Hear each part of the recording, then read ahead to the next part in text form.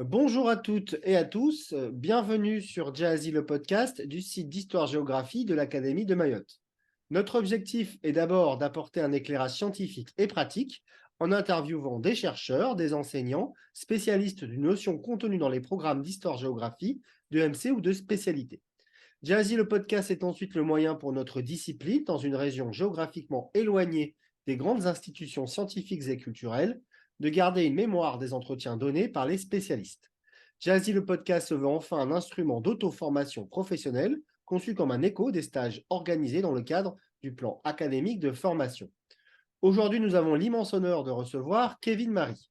Alors, Kevin Marie, vous êtes géographe, vous êtes maître de conférence à l'Université de Perpignan, vous êtes membre du laboratoire mixte de recherche ARDEV, acteur ressources et territoires dans le développement, qui s'intéresse aux interfaces entre les dynamiques des territoires et des développements. Pour animer ce podcast avec moi, comme à l'accoutumée, M. Clément Camouli-Lecran, professeur d'histoire-géographie, formateur académique et chargé de mission d'inspection. Alors, Kevin Marie, nous vous recevons aujourd'hui donc pour évoquer vos thèmes de recherche, à savoir les dynamiques migratoires et la géographie des inégalités sociales, les migrations étudiantes et les processus de formation et de reproduction des élites, et particulièrement entre le Mali, les États-Unis et le Canada. Alors, pour débuter ce podcast, petite question introductive sur du vocabulaire. Vous êtes donc spécialiste des mobilités. Est-ce que vous pourriez nous expliquer justement la différence entre mobilité, migration, tourisme et transit, qui sont des termes donc à maîtriser pour aborder les programmes de géographie de quatrième et de seconde? Tout à fait, oui, bonjour, bonjour à tous et merci encore une fois de m'avoir invité à discuter de ces thématiques passionnantes. Alors, donc pour répondre à la question des collègues, alors c'est une question importante parce qu'il y a tout un tas finalement de termes qui semblent se recouper en partie, mais donc qui ne veulent pas exactement dire la même chose. Alors, je vais forcément me cantonner à l'utilisation de ces termes en géographie, hein. Et donc, on va commencer par le terme de mobilité, qui est finalement le terme le plus, enfin, un des termes les plus généraux de cette série-là. La mobilité en géographie, ça comprend le mouvement toujours des personnes, des individus et des groupes. Ah, voilà. Uniquement en fait des êtres humains. Voilà, ça comprend ces déplacements et ça comprend tout un ensemble de déplacements qui vont des déplacements quotidiens. Et en fait, en géographie, historiquement encore, il y a encore aujourd'hui, la plupart des études travaillent sur ces formes de mobilité-là, dites quotidiennes parfois, et en particulier dans le cadre des études urbaines, de la géographie urbaine, jusqu'aux mobilités de plus long cours. Les flux, quant à eux, la différence majeure entre mobilité et flux, c'est que les flux incluent donc les personnes comme les mobilités, mais incluent également tous les mouvements de marchandises, tous les mouvements de capitaux, et également les flux matériels et immatériels. Donc c'est beaucoup plus large, vous voyez. Et dans la notion de flux, elle est accolée à une autre notion qui est importante, c'est celle de réseau, hein. On entend par flux le déplacement donc de ce dont je viens de parler par le biais d'un ou des réseaux. Voilà. Et en gros, la géographie montre que plus le réseau est performant, plus il y a de flux. Et les flux donnent à voir beaucoup euh, des éléments cartographiques. En fait, on cartographie beaucoup les flux, voilà, les divers flux de marchandises, etc., y compris les migrations.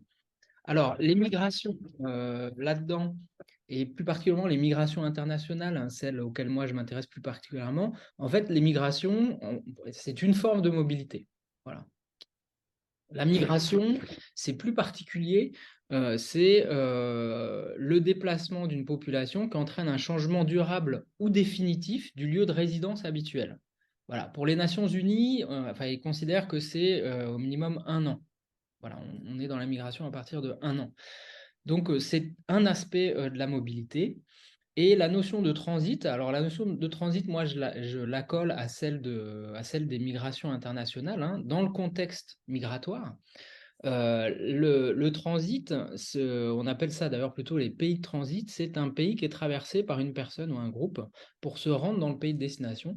Donc c'est l'ensemble des pays qui sont traversés par les migrants dans leur leur voyage ou dans ce qu'on peut appeler plus scientifiquement au fil de la route migratoire. Voilà. Et le tourisme, alors le tourisme, c'est un peu différent. Moi, étant spécialiste des migrations internationales, en fait, je ne m'intéresse pas du tout au tourisme. Le tourisme en géographie, alors d'abord, la définition commune de l'ONU, pardon, du tourisme, c'est tout voyage hors du domicile habituel pour au moins une nuit et au plus un an. Vous voyez, il y a ce truc de un an là, plus ou moins un an. Pour différents motifs, affaires, vacances, santé. Et en géographie, c'est plus largement un système d'acteurs, de lieux et de pratiques qui permettent aux individus de se divertir en dehors de leur cadre habituel. Voilà. Donc, moi, je vais plutôt traiter des migrations internationales. D'accord, merci pour cette première réponse. Alors, vous le savez, nous sommes à Mayotte. Lorsqu'on parle de migrants ici, en tout cas, de manière générale, on parle de migrants, on entend tout de suite clandestin. Alors, est-ce qu'un migrant, c'est forcément un clandestin? Donc voilà, en fait, je trouve que c'est une bonne question qui est révélatrice de tout un tas de choses sur lesquelles je reviendrai. Alors, en fait, j'ai envie de dire aux collègues d'emblée, non, plutôt pas. Voilà, à l'échelle mondiale, un migrant, c'est pas un clandestin, c'est plutôt pas un clandestin, en fait. Quand on compte le nombre de migrants, aujourd'hui, par exemple, on estime qu'il y a en 2020 280 millions de migrants dans le monde, ce qui représente en fait assez peu, très peu de la population mondiale, c'est 3,6%. Quand on compte ces migrants-là, par définition, on ne compte pas les clandestins, entre guillemets, ou les sans-papiers, etc.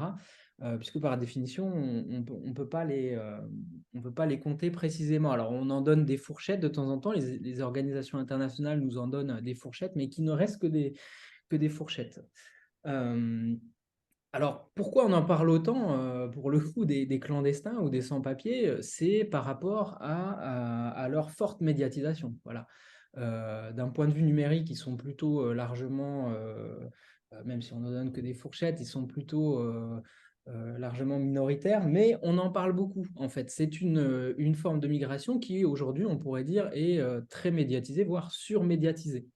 Voilà, quand on parle des migrations, les migrants en Europe, par exemple, c'est en fait une vision très réductrice des choses, puisqu'on s'imagine, en gros, pour caricaturer, hein, des migrants africains qui partent d'Afrique ou du Maghreb pour venir, enfin, franchir la Méditerranée et venir en Europe. Voilà. Et pareil pour Mayotte, sans doute encore plus d'ailleurs, hein, les migrants, les Comoriens qui partent d'Anjouan et qui arrivent à Mayotte. Voilà. Alors en fait, cette notion-là de clandestin, c'est un débat qui nous fait basculer en fait. En fait, c'est une question d'administratif, ça, la question de la clandestinité ou pas, hein, la question d'être sans papier ou pas. Ça veut dire avoir ou non les documents nécessaires au déplacement. Et ces documents-là, c'est des objets, hein, c'est notamment les passeports, c'est les visas qu'on accole sur les passeports. Donc, ça veut dire que, vous voyez, déjà, on est dans dans une forme très spécifique de migration internationale, puisque ce sont celles et ceux qui n'ont pas les visas requis sur leur passeport ou n'ont pas les passeports qui leur permettent de franchir telle frontière facilement. Alors, j'insiste aussi sur un autre aspect, c'est que la clandestinité, c'est une situation temporelle, hein. Ce n'est pas une identité figée du tout chez les migrants, hein, puisque, par exemple, quelqu'un qui va franchir, entre guillemets, clandestinement une frontière va pouvoir demander l'asile, et si elle obtient l'asile, deviendra réfugié, qui est une catégorie administrative, et un réfugié n'est plus sans papier, n'est plus clandestin, puisqu'il a sa carte de réfugié. Donc voilà, ne pas avoir cette condition-là de clandestin comme immuable non plus. Ça, c'est la deuxième chose. Et en fait, tout ça, ça cache, c'est l'arbre qui cache la forêt, puisque ça cache paradoxalement la majorité des migrants qui se composent de personnes qui franchissent les frontières avec les documents administratifs nécessaires. Voilà. En fait, ça pose la question des frontières, cette question de la clandestinité. Alors, on les appelle clandestins. Au Maghreb, on les appelle, dans les langues locales, les brûleurs de frontières. Voilà, ceux qui brûlent les frontières. Voilà, ils font fi des frontières et ils les traversent malgré le fait qu'il n'ait pas de documents. Donc voilà, c'est une personne, le clandestin, qui n'a pas les documents autorisant à résider légalement dans le pays où ils sont allés. Voilà. Donc, en fait, ce qui est intéressant, du coup, dans cette question-là, c'est qu'elle renvoie d'emblée aux politiques migratoires. Ça renvoie aux politiques migratoires et finalement aux États qui décident de qui a le droit ou pas d'entrer sur leur territoire. Voilà. Et là, bah là, ça emboîte sur la question des inégalités, puisque en fait, il faut voir ici des formes d'arbitraire aussi. Voilà. C'est posséder le bon passeport ou non.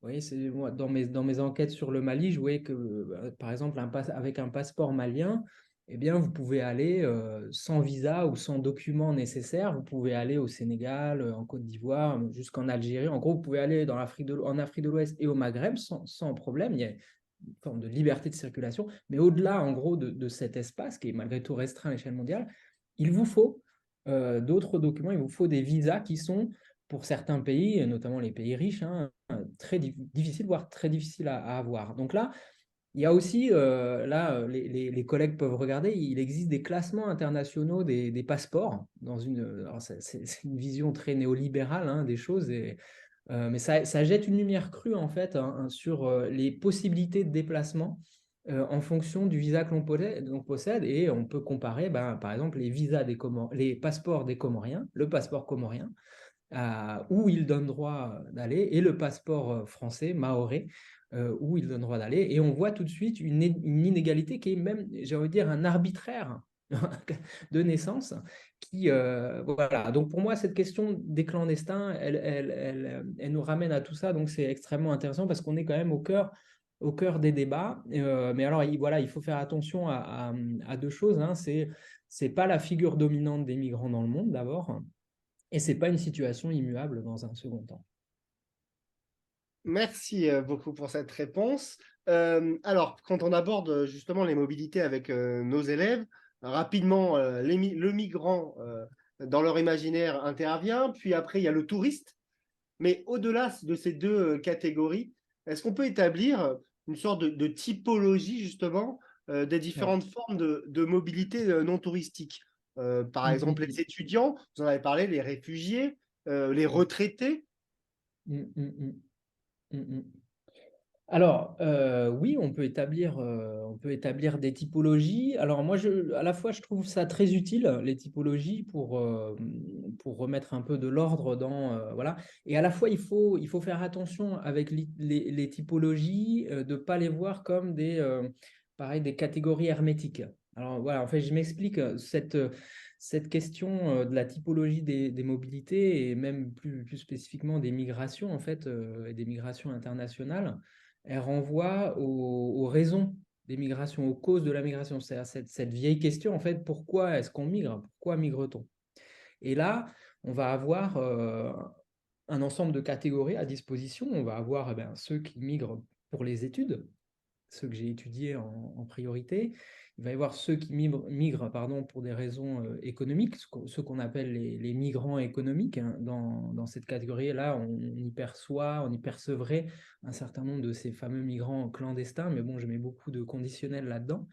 On aurait la catégorie politique, on migre pour des raisons politiques. Voilà, là, je pense aux demandeurs d'asile, ceux qui fuient leur pays pour des raisons politiques. Voilà, etc. Voilà, récemment, on a une lumière qui est jetée à juste titre hein, sur d'autres formes de migration, dans lesquelles j'inclus l'immigration de retraite. Les migrations, alors quand on dit ça, c'est surtout en gros des retraités du Nord qui migreraient au Sud. Alors, dans le cas français, c'est les Français au Maroc, typiquement, voilà, qui ont été d'ailleurs pas mal étudiés. Mais voilà, dans d'autres pays, ce seront d'autres destinations. Donc ça, c'est aussi une catégorie qui émerge dans les études migratoires et qui est importante et intéressante parce qu'encore une fois, ça nous sort de cette figure archétypale du migrant clandestin dont on vient de parler tout à l'heure. Alors par contre, moi je pense qu'il faut faire attention avec ces typologies des migrations. Donc on peut les utiliser, oui, mais voilà, en étant précautionneux. Euh, et de bien considérer donc que ces catégories, elles sont elles ne sont pas hermétiques. Voilà, de pas mettre de pas faire des boîtes trop hermétiques qui feraient que on attribuerait à telle personne, ah ben lui, il a migré pour des raisons politiques, et donc il est migrant politique, lui migrant économique ou les études. En fait, on se rend compte que tout ça est beaucoup plus pardon. Et une chose sur laquelle insistent tous les spécialistes des migrations, c'est important de le rappeler, c'est qu'on migre toujours pour de multiples raisons. Il n'y a jamais une raison seulement pour migrer, en fait. Et quand on creuse, en fait, nos questions, moi, pour les migrations pour études, en fait, en creusant le sujet, bah, je me rendais compte que mes jeunes Maliens, finalement, pour certains d'entre eux, pour une bonne part d'ailleurs, hein, ils migraient pas. Ils migraient pour les études, mais derrière, il y avait aussi d'autres logiques. Il y avait aussi des logiques de migration parfois à plus long terme, de chercher l'acquisition d'un passeport canadien, états-unien, pour tout un tas de raisons qui font qu'en fait, il va y avoir finalement, on migre pour les études, mais en fait, on migre aussi à plus long terme que les études parfois. Voilà. Et ça, c'est valable dans tous les autres cas de figure. Donc, bien, on peut faire des typologies, mais en s'en détachant assez rapidement et en tout cas en indiquant bien qu'il n'y a jamais qu'une seule raison pour migrer. Voilà, parce que c'est des formes de simplification à outrance. En plus, dans le cadre des études migratoires, en plus, c'est un débat, les migrations, qui est très clivant dans la société. Donc, il faut être d'autant plus précautionneux dans ce qu'on peut dire à partir des études scientifiques. Bien, merci beaucoup, cher Monsieur Marie. Du coup, je me permets de reprendre la parole. Justement, vous venez de le dire très pertinemment, hein, ce sont des questions qui sont clivantes. Et quand on est, nous, face aux élèves, il peut être parfois difficile hein, d'aborder ces questions-là. Et les programmes scolaires nous proposent, nous encouragent de travailler avec l'histoire des arts pour rentrer dans ces questions un peu clivantes ou un petit peu difficiles d'une manière un petit peu plus délicate ou un peu plus subtile. Je vais vous demander si vous pourriez peut-être nous conseiller ou nous recommander peut-être des œuvres d'art, alors je ne sais pas si c'est des toiles, peut-être des films ou des chansons, qui pourraient nous permettre de travailler d'une autre manière avec nos élèves. Alors oui, merci. Ouais. Alors tout à fait. Alors je tiens d'emblée à préciser que les éléments que je vais mettre en avant sont tout à fait non exhaustifs, hein, parce qu'il existe pléthore de choses en fait dans chacun de ces domaines-là. Et en fait, en regardant pour préparer l'émission, je suis tombé encore sur enfin, des trésors. Enfin, c'est foisonnant en fait là. C'est pas étonnant parce que les migrations internationales tiennent un peu le devant de la scène depuis pas mal d'années maintenant.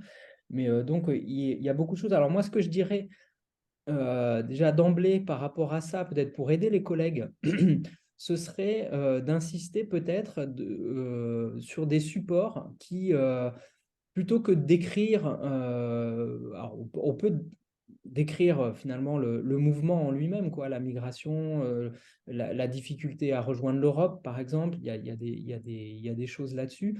Mais peut-être ce qui est aussi très intéressant, c'est pour les élèves d'essayer de se mettre à la place des migrants, et j'allais dire même pas des migrants, en fait, des gens, de se mettre à la place des gens qui souhaitent partir, en fait.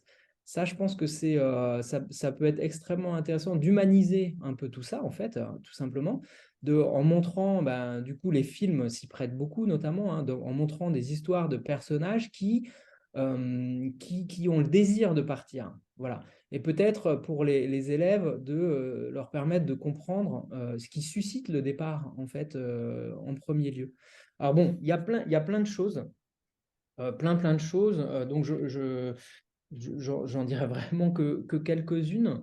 Alors, je suis plutôt spécialiste de l'Afrique, hein, de l'Afrique de l'Ouest. Alors, il y a quelques films. Il y en a notamment un que j'avais trouvé. Alors, il est de 2009, il n'est pas hyper récent, mais que j'avais trouvé très juste sur ce que les anthropologues appellent les désirs de l'ailleurs. Voilà, qui sont très forts. Voilà, cette fascination pour l'ailleurs, hein, mais qui sans doute rejoint en fait ce qu'on dit depuis Anjouan, en fait, hein, les Anjouanais regardent les lumières de Mayotte la nuit Voilà, bah, en fait, d'essayer de comprendre cette attirance que les anthropologues ont conceptualisé autour de ce qu'on appelle les désirs de l'ailleurs. C'est un film qui s'appelle Après l'océan. Et c'est un film d'une anthropologue, en fait, d'Eliane Delatour, elle s'appelle. Et ça montre à la fois le désir de partir, donc c'est depuis la Côte d'Ivoire, hein, des jeunes qui veulent partir en France, vraiment le désir, mais très fort, hein, de partir dans des sociétés, je vous le montrerai quand je décrirai mes travaux sur le Mali, là, avec ce besoin d'ailleurs, là, ce désir de l'ailleurs est très très fort. Et il montre aussi, en plus, ce film-là, autre intérêt, c'est qu'il montre les difficultés du retour. Voilà, parce qu'il y en a qui ne réussissent pas leur périple et qui sont expulsés et qui reviennent en Côte d'Ivoire et qui doivent composer avec la honte d'avoir échoué en migration, qui est un autre tabou des sociétés de départ. Voilà, qui permet sans doute d'expliquer pourquoi les Comoriens aussi à Mayotte appréhendent aussi le retour sur les Comores avec les investissements qui ont été consentis dans leur entourage et le retour, l'échec est très très dur. Voilà, peut être très très dur. Voilà, après il y a des choses plus classiques. Il y a un film qui est récent, sénégalais, qui s'appelle Atlantique, et qui est sur non pas ceux qui sont partis, mais ceux qui sont restés. En fait, ce sont donc une bande de jeunes garçons qui part en pirogue et il y a leur copine en fait qui reste à Dakar comme ça et on sent le manque en fait, le manque voilà le manque pénible au Sénégal, plus la peur de la mort. En plus là, comme pour Mayotte, ils partent dans des embarcations un peu de fortune là, en mer dangereusement. Voilà, après, il y a des choses, disons, plus classiques qui montrent l'intégration des immigrés. Il y a le film des réalisateurs finlandais, des Kaurismäki, c'est plutôt en France. Il y en a un qui s'appelle Le Havre en 2011. C'est la rencontre d'une personne un peu âgée et d'un jeune migrant africain. Et il y en a un autre en 2017, ils ont presque réitéré sur cette thématique qui s'appelle De l'autre côté de l'espoir. Et là, cette fois, avec un migrant syrien. Donc ça, c'est des figures plus classiques, mais qui sont hyper intéressantes, hein, malgré tout. Ensuite, il y a le grand classique, il y a Les Migrants de 1917 de Charlie Chaplin, quand même, voilà, qui montre, bon, ouais, c'est par définition moins actuel. Alors moi, j'ai inclus aussi les films du Parrain. Les films du Parrain, parce que ça montre, alors je ne sais pas si les programmes scolaires en parlent, mais c'est la vague migratoire peut-être la plus documentée de l'histoire, celle de l'émigration vers les États-Unis. Et on voit bien cette famille, voilà, où ces jeunes Italiens, Siciliens qui arrivent. Et on voit les lieux surtout de l'immigration. On voit Ellis Island, on voit ce petit garçon qui regarde la Statue de la Liberté depuis Ellis Island. Et on voit l'intégration. En plus, le film fait des allers-retours avec le pays d'origine, et ça, c'est intéressant. J'en reparlerai tout à l'heure. Voilà, j'ai vu un film que j'ai pas vu, mais le titre était intéressant, c'est Brûle la mer, qui renvoie aux brûleurs de frontières, qui sont les migrants qui partent, alors je crois que c'est d'Algérie, en tout cas du Maghreb, et qui partent en Méditerranée. Voilà. Alors j'ai pensé aussi à des BD, parce que c'est très en vogue, et puis c'est très bien aussi. Euh, j'ai pensé, alors c'est pas directement une BD qui est liée, qui traite des migrations, mais elle traite pas mal aussi de ces désirs de l'ailleurs et sur un mode très léger. Donc ça peut être bien, j'imagine, pour les petites classes. C'est Aya Diop-Pougon. Finalement, l'histoire de cette jeune femme d'un quartier populaire d'Abidjan au moment où la Côte d'Ivoire a une situation économique qui est assez bonne, le miracle ivoirien là. Et en fait, il traite de façon humoristique en fait la représentation de la richesse dans laquelle on inclut les migrants. Voilà, celui qui est allé en France, il est revenu de France, on voit sa maison, il a construit sa maison. Donc ça montre encore une fois ces désirs de l'ailleurs là sur place ce qui alimente ces migrations complètement quoi. Voilà.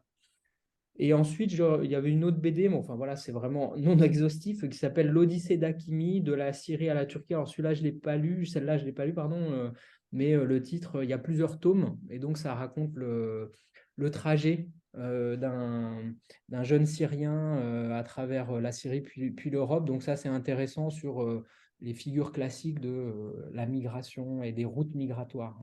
Voilà. Voilà, alors, j'étais un peu sur les peintures, en fait, j'ai pas trop trouvé de choses vraiment connues. Là, j'étais un peu déçu, ouais, je reste un peu sur ma faim, j'ai rien à vous donner là, comme ça, a priori. Non, mais il n'y a aucun problème. Mais merci beaucoup en tout cas pour cette réponse effectivement très détaillée et puis très intéressante. Alors, vous l'avez abordé justement quand vous avez parlé des films sur la mafia, des films sur le parrain, hein. Justement, vous avez très bien expliqué qu'il y a ces scènes qui montrent l'immigration, hein, l'arrivée des Italiens aux États-Unis. Et vous avez dit, et du coup, c'est pour ça que je voulais vous interroger dessus, mais vous avez dit que vous en parleriez, les moments où on revient finalement, les moments où on retourne dans son pays d'origine. Alors, me semble-t-il, c'est dans le premier film, la famille envoie le personnage principal un petit peu prendre le verre, on va dire, hein, en Sicile, me semble-t-il. Et justement, on voit ce personnage qui est assez choqué, qui est un petit peu hors sol, hein, qui ne connaît pas ce territoire et qui a parfois un petit peu de mal à s'intégrer. De même, dans le troisième volet, on voit bien hein, toute la famille qui revient faire un petit tour en Italie et qui est accueillie au son de Verdi, justement, avec la musique du Chœur des Hébreux. Donc, toute cette longue introduction pour justement vous interroger sur les liens qui existent entre le migrant et son pays d'origine. On pense souvent que le migrant, quand il part, il coupe les liens, il part pour finalement s'installer définitivement, mais non, pas du tout, au contraire. Le migrant garde un lien très très fort, que ce soit en retournant de manière régulière, en parlant au téléphone, en envoyant de l'argent. Vous avez dit que vous allez en parler, donc j'ai vraiment hâte de vous entendre sur cette thématique des liens dans les deux sens finalement qui existent dans cette thématique des migrations. Oui, merci beaucoup pour la question, parce que ça introduit effectivement ce dont je voulais parler. En fait, c'est lié, si on s'interroge là-dessus, c'est aussi lié à un biais à la fois médiatique, mais aussi de la recherche, en fait, hein, pendant longtemps.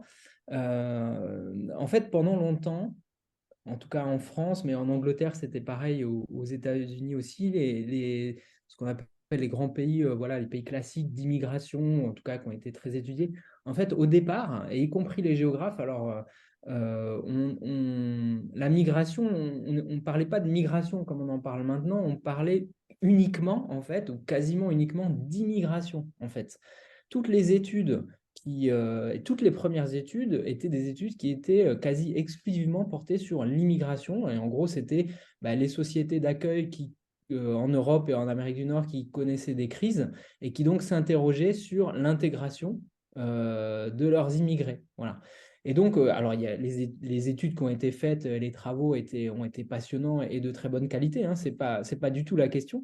Mais en fait, ça a laissé tout un pan de côté, peut-être le pan le plus riche finalement, de côté de la trajectoire des migrants et en fait de leur vie même, hein, plus généralement, comme si ces personnes naissaient une fois leur arrivée dans le pays d'immigration et qu'elles n'avaient pas de passé, en fait, des hommes et des femmes sans passé. Et donc, qui étaient en gros des ouvriers, plutôt des catégories qui étaient donc assimilées à des catégories plutôt populaires dans les pays industrialisés, quoi, hein, qui sont venus après la guerre, les 30 glorieuses, schéma classique, des hommes plutôt seuls qui étaient venus et puis qui plus tard ont fait venir leur famille via le regroupement familial. Donc ça, on a plein d'études là-dessus sur l'immigration. Et petit à petit, on s'est rendu compte que, comme vous l'avez bien dit, en fait, les migrants, en fait, on n'a jamais pensé que ils venaient d'un autre. Enfin, on peut penser qu'en fait, ils venaient d'un autre pays. Et en fait, on se rendait compte qu'il y avait en fait des circulations, en fait, des faits d'aller-retour, comme vous l'avez dit, voilà, dans le pays d'origine. Et là, on s'est mis à dire, ah bah voilà, ce sont peut-être pas seulement des immigrés, mais ce sont peut-être aussi des émigrés. C'est-à-dire qu'avant d'arriver quelque part, ils sont partis d'un endroit. Donc, ils ont émigré. Voilà, pas confondre, hein, émigrer, partir, et immigrer, c'est quand on arrive. Donc, par exemple, quand on est aux Comores, les Comoriens qui sont de Mayotte, aux Comores, on les appelle les émigrés. Voilà, on ne va pas les appeler les immigrés comme à Mayotte. Enfin, c'est l'inverse. Voilà. Je ne sais pas si on les appelle les immigrés d'ailleurs, plutôt les clandestins, mais en tout cas, peu importe. Voilà. Donc, en fait, là, la recherche a avancé et s'est mise à travailler aussi en migration sur les pays d'origine. Voilà. Et en travaillant sur l'émigration et en montrant que Alors après, ça a considérablement enrichi les connaissances sur les migrations parce qu'on s'est rendu compte que, en gros, hein, les ouvriers des usines ou les ouvriers du bâtiment dans les pays industrialisés, qui étaient plutôt assimilés à des catégories populaires, eh bien, dans leur pays d'origine, ils étaient au contraire plutôt assignés aux catégories plus aisées, d'où la formule ouvrier ici et notable là-bas. Notable. Alors, c'est surtout la sociologie, voilà, qui avait traité de ça. Et la géographie, alors là, la géographie, elle a été un peu tête de pont là-dedans, en s'intéressant, parce qu'elle s'intéresse au mouvement et au mouvement dans sa globalité. Donc là, les géographes, ils ont eu un petit coup d'avance là-dessus et ils se sont mis très vite à travailler depuis les pays d'émigration. Et moi, c'est aussi ce que j'ai fait en fait dans ma thèse finalement. C'était plus une thèse sur la société malienne que états-unienne et canadienne. Ils se sont mis à travailler depuis les pays d'immigration et en essayant de regarder toute la chaîne migratoire, en fait, hein.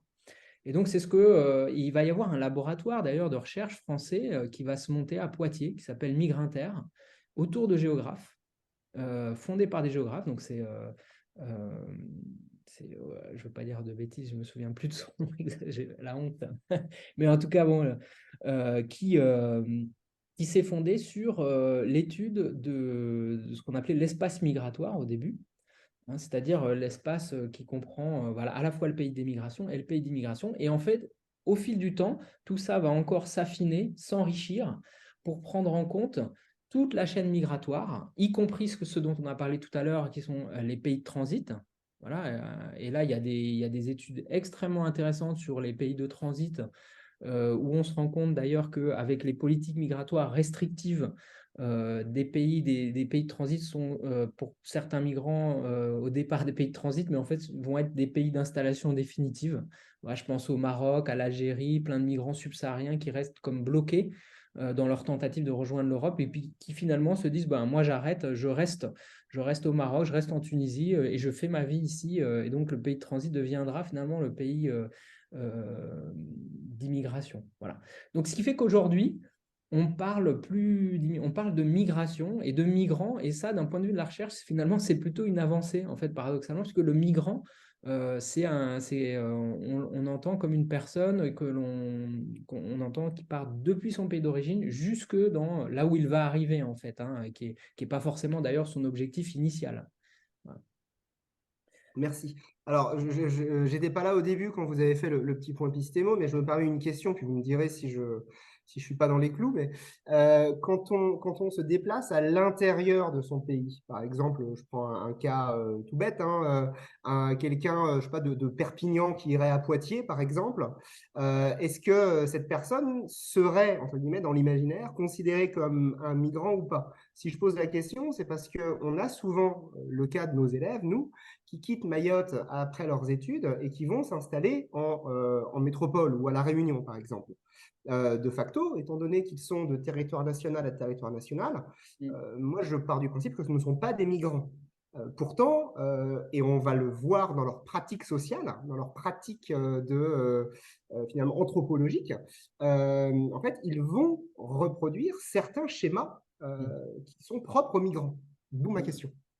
Ouais, alors c'est intéressant, c'est une situation quand même très particulière en fait, qui est celle des Outre-mer, puisque finalement, eux, on dit aujourd'hui, ils ont un privilège de nationalité, en fait, étant français. Donc ça veut dire qu'ils peuvent franchir les frontières facilement, en tout cas pour se rendre en métropole par définition. Mais ils sont issus de contextes régionaux qui sont très différents. Voilà, pour les Comoriens, c'est pas la même chose, les Tanzaniens, etc. Donc là, il y a cette situation-là. Alors j'ai envie de dire, est-ce qu'ils sont considérés comme des migrants dans l'imaginaire, disons, collectif? Alors pour ce qui est des ultramarins, peut-être que oui. Mais d'une manière générale, non, en fait, hein. On parlera de migrants internes. En tout cas, ce ne sont pas des migrants internationaux, ça c'est évident. Et techniquement, c'est clair. Ils n'ont pas franchi de frontières nationales, donc ce ne sont pas des migrants internationaux. Voilà. On parlerait dans la littérature de migration interne. D'accord. Voilà. Mais il y a ce cas très particulier qui fait qu'il y a des habitudes sociales et culturelles qui les rapprochent d'autres populations qu'on va catégoriser dans la société voilà, dominante comme étant des migrants. Voilà, d'où l'assimilation. Mais là, c'est une autre du coup question. Voilà. Alors des fois, en fait, c'est bien des fois pour certaines catégories de migrants, par exemple pour les élites là dont je parlais tout à l'heure. En fait, j'aime bien aussi parfois, j'aimais bien leur rappeler qu'ils étaient des migrants. Ou alors, quand on parle des migrations des professionnels des pays du Nord qui vont dans d'autres pays du Nord, je sais pas, quelqu'un qui part de France qui va s'installer au Canada, ce sont des migrants aussi. Voilà. D'accord, mais pourtant, quelqu'un qui part de France et qui va s'installer au Sénégal, il sera davantage considéré comme un expatrié, alors qu'un Sénégalais qui se déplace pour le travail et qui va s'installer en France, lui, il sera plutôt considéré comme un migrant. Donc là, il y a vraiment un prisme en fait sociétal à changer en fait quand on parle quand on étudie l'immigration. Complètement, hein, complètement. Donc là, c'est en lien avec les inégalités à l'échelle mondiale hein, et les rapports nord-sud, les inégalités nord-sud. Techniquement, un expatrié, c'est quelqu'un qui se déplace via un canal institutionnel, en fait, qui est souvent une entreprise. Voilà. Et ça, c'est le cas, que ce soit qu'il soit sénégalais d'origine ou français d'origine, ça ne fait pas de différence. Mais effectivement, dans les représentations qu'ont les sociétés, les représentations sont totalement différentes. Et en fait, c'est lié au fait que en fait, l'espace, on n'exerce pas son privilège de la même manière dans les différents espaces, quoi. Voilà. Et quand un expatrié français arrive au Sénégal, dans la société sénégalaise, il arrive avec sa peau blanche, il arrive avec les représentations et les représentations qui lui sont liées. Il arrive en tant qu'expatrié aussi avec un capital économique plutôt élevé, souvent d'ailleurs plus élevé que dans son pays d'origine. Voilà, donc tout ça dans un pays où le pouvoir d'achat est plus faible. Voilà, donc tout ça accumulés sont des indicateurs qui font les différences et qui créent après des figures sociales en fait qui font qu'on se les représente comme ci ou comme ça. D'accord, très bien, merci beaucoup. Bien, alors pour poursuivre notre entretien, quand on parle justement des mobilités, c'est toujours intéressant d'incarner un petit peu ces mobilités par des acteurs, par des pays, par des flux. Et ce serait intéressant justement de parler vous l'avez un peu évoqué, de votre thèse justement. Le titre de votre thèse, c'était alors, Les élites maliennes en quête d'Amérique, migration internationale pour études et enjeux d'une reproduction sociale inachevée. Est-ce que vous pourriez nous parler un petit peu de votre thèse, s'il vous plaît? Avec plaisir. Alors, en fait, cette thèse, elle a été réfléchie et construite par plusieurs prismes, en fait, comme c'est le cas toujours. D'abord, c'est d'un point de vue des études migratoires, c'était d'étudier les élites ou les catégories aisées ou privilégiées, après ça dépend comment on les nomme, euh, parce que ce sont des catégories relativement peu étudiées et qui sortent, encore une fois, de cette figure archétypale du migrant qu'on peut dire, qu'on peut évoqué comme clandestin ou sans papier, etc., de cette figure-là. Ça sortait de cette figure-là et en plus en allant étudier dans les pays de départ de ces migrations-là, quoi. Le Mali qui est toujours un des États, un des pays les plus pauvres au monde selon les indicateurs voilà, quantitatifs qu'on peut avoir, qui sont imparfaits, mais bon, qui disent quand même des choses. Le deuxième élément de contexte, c'était pourquoi le Mali et l'Amérique du Nord finalement? Parce qu'il y a assez peu de liens a priori et on partait d'une hypothèse qu'il y avait un fort attrait pour ces pays-là. Donc ça s'inscrivait dans un contexte plus général de politique migratoire en fait et de ce qu'on appelait et qu'on appelle encore la forteresse Europe. Voilà, cette Europe difficile à rejoindre via tous les dispositifs qui ont été mis en place depuis la création de l'espace Schengen et la protection des frontières extérieures, et qui fait que c'est toujours plus difficile de, de migrer vers l'Europe, y compris pour migrer pour des études. pour les jeunes maliens et africains de l'Ouest et africains d'une manière en fait plus générale.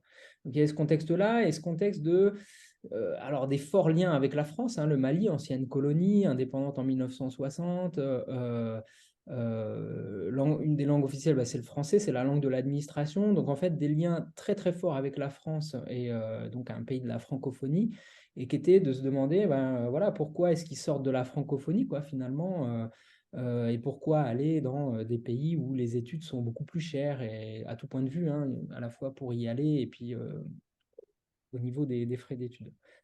Et le troisième élément contextuel, c'était de l'étudier via le prisme de la géographie sociale, voilà, en fait, qui, dans mon cas, va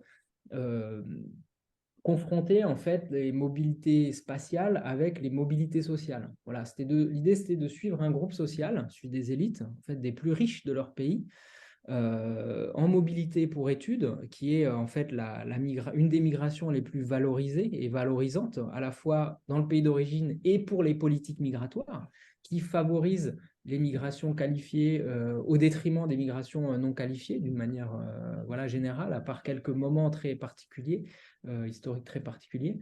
Donc l'idée, c'était ça, en fait, d'aller voir les plus riches et de voir si vraiment ils envoyaient massivement leurs enfants là-bas d'abord, hein, et où est-ce qu'ils allaient là-bas, qu'est-ce qu'ils faisaient et est-ce qu'ils rentraient aussi au Mali après leurs études ou pas. Et quand ils rentraient au Mali, une fois le retour, hein, on a parlé du retour, qu'est-ce qu'ils faisaient. Alors ça posait en fait la question de la reproduction sociale, puisque l'enjeu derrière tout ça, c'est pour ces familles très riches du Mali, c'était envoyer mon enfant ou mes enfants étudier à l'étranger d'abord et en Amérique du Nord en particulier. En quoi ça aide ou non le statut de la famille et de la reproduction sociale? Est-ce que mes enfants vont avoir un statut au moins aussi bon que le mien, voire meilleur? Donc voilà. Alors, et donc, en fait, les jeunes que j'ai étudiés, c'est très concrètement, hein, ce sont les enfants des hommes politiques du Mali, les enfants des grands commerçants, et en fait, une toute petite élite, dans un très fort entre-soi, comme disent les sociologues, hein, composé de quelques centaines de familles, en fait, tout au plus, toutes localisées à Bamako, dans la capitale, dans le cadre d'un centralisme malien qui est très fort. Et finalement, en fait, d'élites qui voyagent très peu ailleurs au Mali, qui restent vraiment à Bamako. Voilà, c'était d'étudier ça. Et en étudiant ça, je me suis attelé, enfin, j'ai pu m'apercevoir, voilà, de manière concrète, quoi, sur le terrain, de ces désirs de l'ailleurs, et notamment chez ces riches familles qui, en fait, ont des modes de vie complètement tournés vers l'extérieur. En fait, c'est ça ce que j'appelle l'extraversion, que je prends à un politiste là, qui s'appelle Jean-François Bayard. En fait, ces familles vivent dans l'extraversion, vivent dans les désirs de l'ailleurs. D'ailleurs, d'abord, ils voyagent beaucoup. Ces jeunes voyagent beaucoup. En fait, ces jeunes, avant d'aller faire des études aux États-Unis, au Canada, d'abord, sont déjà souvent partis en vacances aux États-Unis et au Canada, et sont très souvent partis en vacances en France et ailleurs en Afrique de l'Ouest, mais pas n'importe où, dans les grandes capitales les plus riches et les pays les plus riches, c'est-à-dire en gros francophone, hein, la Côte d'Ivoire et le Sénégal, et plus particulièrement Dakar et Abidjan. Donc on avait voilà, des lieux élitaires depuis Bamako qui se dessinaient, Dakar, Abidjan, New York, Paris, etc. Voilà, les grandes métropoles. Et ces jeunes, finalement, donc pour eux, les études à l'étranger sont pas une migration radicale, si vous voulez. Ça change pas. Ils ont déjà vécu l'expérience de l'étranger maintes et maintes fois, donc ils sont très habitués à l'étranger. Ils ont côtoyé aussi des étrangers toute leur vie à Bamako, notamment en étant scolarisés dans les lycées internationaux. Ils ont côtoyé ces fameux expatriés, hein, qui sont en fait leurs semblables sociaux, on pourrait dire. Et donc, les études aux États-Unis, ce n'est pas une rupture radicale dans leur trajectoire biographique, en fait. C'est plutôt même largement une forme de continuité. C'est pour eux, d'ailleurs, tel qu'ils l'expliquent, dans la logique des choses, hein, je ne pouvais pas rester à Bamako pour faire mes études. D'ailleurs, aucun de mes copains et copines ne reste à Bamako. Si j'étais resté à Bamako, je serais tout seul. Et voilà, et donc ça, c'est en lien avec la dégradation des systèmes publics d'enseignement supérieur, mais pas que d'enseignement supérieur d'ailleurs, hein, la dégradation très avancée des systèmes éducatifs dans les pays du Sud. Et depuis les années 80 et depuis les plans d'ajustement structurel qui ont sabré en fait la fonction publique et notamment le secteur de l'éducation et de la santé, qui sont les deux secteurs les plus importants, qui ont conduit à une dégradation à la fois rapide et continue des systèmes publics. Voilà. Mes enquêtés, en fait, ne sont jamais allés dans le système public malien, pour la très grande majorité. Voilà. Ils sont allés dans le système privé, voilà, dans des écoles et des collèges et des lycées privés, voire des collèges et des lycées internationaux, type lycée français, lycée américain. Et après ça, ils vont faire leurs études à l'étranger. Voilà, il n'y a qu'une seule fac, il n'y a qu'une seule université au Mali, celle qui est derrière vous, là, qui est une nouvelle université, celle-ci, mais qui est une université qui a été créée en 1996, donc très récente. Avant, il y avait des grandes écoles. Et il y a toujours des grandes écoles. Il y a l'ENA et l'ENSUP, qui est l'ENS en fait malienne, et qui sont vraiment des institutions vraiment dégradées aujourd'hui, en particulier pour l'ENSUP que je connais mieux. Eh bien, et en fait, voilà, l'université de Bamako, c'est là où vont les jeunes qui n'ont pas pu aller à l'étranger. Voilà. Et c'est une université qui est surchargée dans ses effectifs, dans des locaux qui sont trop étriqués. Même les nouveaux locaux, m'a-t-on dit, sont encore trop étriqués. Il y a une explosion scolaire énorme. Il y a des grèves sans cesse des professeurs, des enseignants. Il y a quasiment aucune année universitaire et même scolaire qui se fait normalement. Donc les élites, elles, celles que j'ai enquêtées, ont massivement fui ce système. Et n'ayant pas encore d'autres options vraiment à Bamako sur place, elles partent largement étudier à l'étranger, donc dans les destinations. Après, il y a plein de destinations, hein, il n'y a pas que les États-Unis et le Canada, mais les plus riches tendent à aller quand même aux États-Unis et au Canada, qui se dessinent comme vraiment la vraiment destination vraiment élitaire. C'est-à-dire qu'il faut vraiment avoir de l'argent pour envoyer ses enfants là-bas. En tout cas, c'est comme ça que c'est vu depuis Bamako pour les familles qui se targuent d'avoir des enfants. Mon fils, ma fille et revient du Canada ou est au Canada. Et finalement, le système universitaire canadien et américain reste très peu connu, y compris des familles qui envoient leurs enfants. En fait, j'ai remarqué que l'essentiel est bien d'aller dans le pays, d'aller aux États-Unis et au Canada. Et après, l'université, je ne dirais pas peu importe, mais c'est d'une moindre importance. C'est pas, voilà, les Maliens n'ont pas les codes sociaux des hiérarchies d'ailleurs très complexes des universités américaines. Et les Français d'ailleurs ne les ont pas non plus, hein, ces codes sociaux-là. C'est des systèmes très hiérarchisés et très complexes, hein. Voilà. Et ensuite, alors pour pas faire trop long, Excusez-moi, pardon. oui. Je suis désolé, j'ai une petite question parce que ce que vous dites m'interroge en fait. Vous nous parlez du Mali, certes, mais est-ce que finalement ce que vous nous dites n'est pas applicable à d'autres pays? Par exemple, j'ai cru comprendre que vous étiez en train de vous intéresser au Liban. Est-ce qu'on ne peut pas finalement prendre ces éléments que vous nous avez donnés sur le Mali et les transposer finalement sur la société libanaise? Un État qui est en train de défaillir, on ne peut pas dire autre chose. Des familles qui essayent par tous les moyens possibles d'éviter le système public et finalement cet attrait de l'Amérique du Nord qui brille un peu d'une lueur vermeille quoi, à l'horizon. Est-ce que finalement ce que vous nous dites là, ça pourrait pas être appliqué à d'autres pays aussi? Alors si, je pense que c'est d'abord directement applicable aux pays voisins, hein, la Côte d'Ivoire, le Sénégal, le Burkina, toute l'Afrique de l'Ouest francophone, hein, et je retrouvais les Maliens avec les communautés guinéennes, ivoiriennes, quasiment systématiquement. Et là c'est très très similaire, hein, voilà, à part peut-être un peu le Sénégal et Dakar avec un système d'enseignement supérieur petit peu plus robuste, disons, ou en tout cas plus diversifié. Voilà. Mais les grandes logiques à part ça. Alors pour le Liban, finalement c'est un peu différent parce que le Liban ne part pas du même point de départ. Le Liban reste malgré tout un pays qui est beaucoup plus développé que l'Afrique sahélienne et qui n'a pas vécu la même influence française. Au Liban, il y a l'influence aussi américaine. Enfin, il y a plusieurs influences au Liban. Il y a l'influence iranienne, il y a l'influence américaine, française, enfin, occidentale. C'est très différent en fait.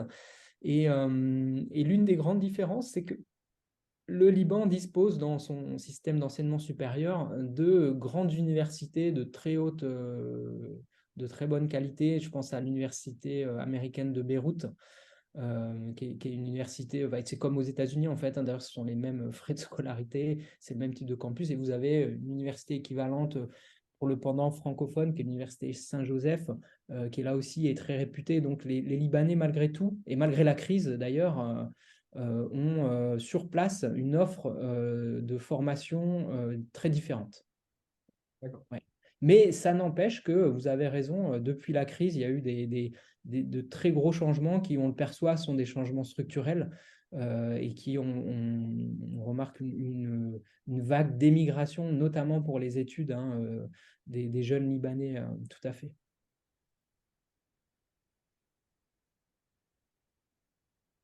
Du coup, pardon, je vous ai interrompu Ouais. sur Non, votre non, mais point. pas de souci. Alors, du coup, juste pour en fait terminer, hein, je ne vais pas faire non plus trop long, mais donc une fois les diplômes acquis en fait de ces jeunes maliens, se pose la question du retour. Et là, on a plusieurs cas de figure en fait. Alors, il n'y a pas que moi qui le dis, hein, d'ailleurs, dans cette thèse-là, c'est une pierre qui est apportée à l'édifice de travaux plus importants, mais notamment en discutant avec des collègues sociologues, etc., sur ces migrations privilégiées là.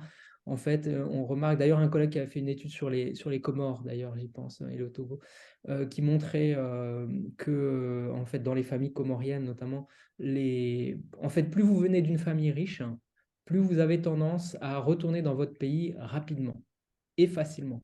Voilà. Parce que, alors moi, ce qu'on me disait, qu'on me disait au Mali, c'était les parents notamment me disaient ça, nous, on est encore aux affaires. Et donc, on peut aider notre fils, notre fille à trouver un emploi. Donc là, ça renvoie aux économies morales, on pourrait dire, de ces pays-là et du capital social qui est extrêmement important, hein. On dit au Mali que il y a une dialectique entre l'argent et puis l'entre-gens. En fait, pas d'argent, pas d'amis, etc. Et en fait, quand on est aux affaires, on peut faire beaucoup pour ses enfants, voilà. Alors, notamment en termes de corruption ou de, de, de népotisme, hein, soyons honnêtes, mais du coup, qui permettait, entre guillemets, à ces jeunes de repartir plus facilement et plus rapidement. Voilà. Et on avait dans l'élite ensuite des catégories, différentes catégories, et peut-être des catégories un petit peu inférieures, le mot, mais de familles peut-être moins nanties qui, elles, avaient tendance plutôt à rester un peu plus longtemps, à rechercher, à rester quelques années après les études pour essayer d'obtenir une résidence canadienne, américaine et à terme un passeport américain, canadien pour éventuellement mieux rentrer. Et d'ailleurs, la possession au bout de plusieurs années d'un passeport états-unien ou canadien ne préjugez pas du fait que la personne va rester toute sa vie aux États-Unis ou au Canada, hein. Au contraire, en fait, et là, il n'y a pas non plus que moi qui le dis, ce type de document, hein, d'avoir un passeport qui vous permet d'aller où vous voulez, en fait, ça suscite les circulations et les retours, en fait, plus que l'installation, paradoxalement. Voilà, ça, c'est aussi un élément auquel on pense moins, mais qui est véridique. Voilà. Et en fait, ce que je remarquais, c'est que les migrations pour études dans ces familles-là, donc dans ces familles d'élite malienne, sont une condition, je dirais, quasiment indispensable, hein, effectivement, à la reproduction du statut social, mais surtout non suffisante. Voilà. Alors là, les travaux des sociologues, et notamment la sociologie bourdieusienne, nous aident beaucoup là-dedans, hein, en termes de capitaux, hein. Finalement, reproduire une position sociale, c'est accumuler un certain nombre de capitaux. Et donc, si vous voulez, si vous revenez juste avec votre diplôme nord-américain, eh ben, en soi, alors ça a une valeur symbolique. D'abord pour les familles qui peuvent se targuer d'avoir envoyé un enfant, donc c'est un indicateur de la richesse et de la, disons, entre guillemets, de la bonne santé de la famille, puisqu'il y a des phénomènes de très forte concurrence entre ces familles-là, hein, des concurrences qui peuvent être très dures et qui mettent beaucoup de pression aux jeunes, hein, aussi d'ailleurs, et qui sont des compétitions qui apparaissent complètement hors sol, hein, aussi dans un pays qui est très pauvre, avec des problèmes d'insécurité alimentaire pour beaucoup de la population, ça faut le rappeler, et donc des élites largement déconnectées de ces considérations-là quand même, hein, voilà. Mais en fait, on remarquait que voilà, ce diplôme en soi, bon, il a une valeur symbolique, mais ça pose quand même question d'aller, imaginez-vous, vous vous allez vous inscrire dans une formation de commerce aux États-Unis et on va vous enseigner comment faire du commerce aux États-Unis, monter une boîte aux États-Unis, etc. Et au Mali, à quoi ça va vous servir? Et alors, on avait notamment, c'était intéressant parce qu'en fait, il y avait deux grandes branches des élites maliennes qu'on retrouve dans les autres pays aussi de la sous-région. Vous aviez la branche politique, en fait, ceux qui sont les fils et filles d'hommes politiques, les familles sont vraiment ancrées dans le champ politique de manière très, très claire. Et vous avez aussi les familles de ce qu'on appelle les grands commerçants, qui sont les familles, là ça renvoie à des indicateurs classiques, hein, c'est les familles qui ont plutôt un capital économique, mais en fait, souvent des pères, en fait, grands commerçants, et qui, eux, n'ont pas fait d'études. Enfin, en fait, c'est faux. Ils ont fait l'école coranique, ils sont alphabétisés en arabe, mais pas en français, en fait, et qui sont des gens qui ne sont pas allés à l'école et qui, en tout cas, l'école des Blancs, comme on dit, hein, voilà, qui sont allés à l'école coranique, je précise bien quand même, et qui du coup, ont développé un rapport, un complexe d'infériorité, parfois vis-à-vis des élites politiques et intellectuelles qui, elles, voilà. Et donc, le fait d'envoyer un enfant, si vous voulez, là où vous n'avez pas eu la chance peut-être de faire des études supérieures, d'envoyer un enfant faire ses études supérieures, qui plus est aux États-Unis, au Canada, c'est un élément de fierté très fort de ces pères et de ces mères dans ces familles-là. Qui malgré tout, les jeunes étaient rigolos et intéressants à interviewer parce qu'ils me disaient, bah oui, en gros, voilà, c'est quasiment comme s'ils désapprenaient en fait ce qu'ils avaient appris puisque la gestion des entreprises familiales se fait largement de manière informelle. Alors les pères aussi, en envoyant leurs enfants faire des études de comptabilité et de gestion en Occident, ont aussi dans l'idée de moderniser l'entreprise familiale, hein, et la comptabilité notamment. Voilà, de faire rentrer, si vous voulez, l'entreprise qui est une entreprise au fonctionnement largement informel à une entreprise plus formelle, plus classique. Voilà. Et en fait, bon, ce qui se passe, c'est souvent un entre-deux, c'est que les jeunes apprennent l'informalité qui reste quand même le cœur du processus d'enrichissement et d'accumulation de ces élites. Et finalement voilà, une condition peut-être nécessaire, mais surtout non suffisante de ces diplômes-là, puisque après, en rentrant au Mali, il faut, surtout si on cherche à rentrer dans l'arène politique, là où est l'argent, hein, il va falloir apprendre des codes qui sont largement informels et du coup qu'on n'apprend pas, ou qu'ils n'ont pas appris au cours de leurs études, qui étaient complètement déconnectés par définition de ces considérations-là. Finalement, je montre à la fin qu'ils sont en concurrence avec d'autres jeunes qui viennent d'autres trajectoires et qui entrent en concurrence pour arriver au sommet de l'État, quoi, si vous voulez. Donc, et ce qu'on voit aujourd'hui au Mali, c'est que ce sont les militaires, là, aujourd'hui, qui ont pris le pouvoir largement, donc les militaires qui tiennent la tête. Donc, là, les familles, je me dis, d'élite qui avaient parmi elles des militaires ont peut-être été plus avantagées que d'autres. Voilà. Donc, on voit à la fois l'aspect ils ont beaucoup d'argent, ils ont beaucoup d'entre-soi, etc. Et l'aspect aussi relativement, je dis relativement parce qu'il reste très privilégié au Mali, mais relativement fragile du statut social. Voilà. Donc c'est pour ça que je parlais de reproduction inachevée des fois dans ces familles-là. D'accord, merci Kevin Marie. Une dernière question, puisqu'on commence à approcher de la fin de notre podcast. Justement sur comment dire, sur le bénéfice de ces jeunes qui vont faire ces études à l'étranger en termes de développement économique derrière. Toute proportion gardée, en tout cas pour les expériences que j'en sais, pour le coup, il y a certains exemples à Mayotte, pour le coup, de jeunes issus de grandes familles maorais qui sont partis, qui sont revenus très diplômés, qui par leur capital social ont pu avoir accès à tel ou tel poste, mais qui du coup vont réinvestir aussi l'expertise et la façon de travailler qu'ils ont appris et qui d'une certaine manière vont foncièrement améliorer le service dans lequel ils sont. Est-ce que la mobilité étudiante finalement, est-ce que c'est un facteur de développement économique? Alors, c'est une bonne question. C'est difficile de répondre à cette question-là, hein. C'est difficile à évaluer d'abord quelles sont les conséquences.